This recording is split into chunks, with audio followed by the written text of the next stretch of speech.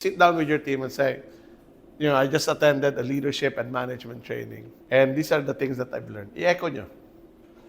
Okay. Ito yung mga natutunan ko. And ito yung mga bagay na babaguhin ko in the way that I lead you, in the way that I manage. No?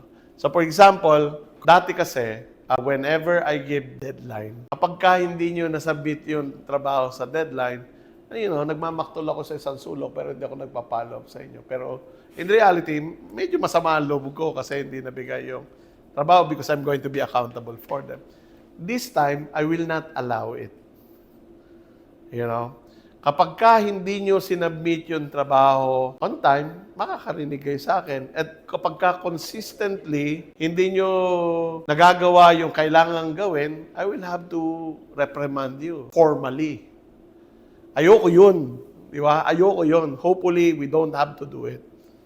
So, kung halimbawang nagsiset tayo ng deadline at may kailangan gawin, you tell me the truth kung kaya ba o hindi so that we can figure out a way, together, collaborative, figure out a way how we can deliver. Mas magandang pinag-uusapan kesa yung magpepekean tayo na, sige na, bahala na, best effort. Di ba? Tapos pagdating doon sa sorry na lang kasi hindi ko nagawa. So, sit down with your team. Say, this is how my leadership and my management, this is how I hope to change the way I lead and manage.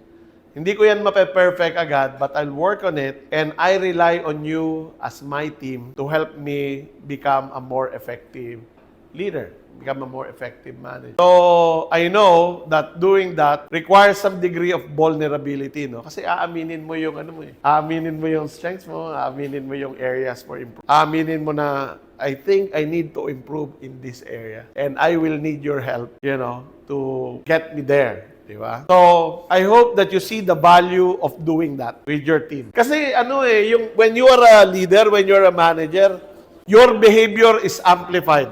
Parang yung mga nakikita nating mga celebrities, di ba? Konting maling sinabi, viral, OA ang reaction.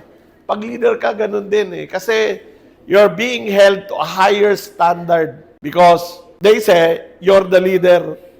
You're being set to a higher standard and it's hard to live up to that standard. So it's better to be vulnerable and say, I'm working my way towards it.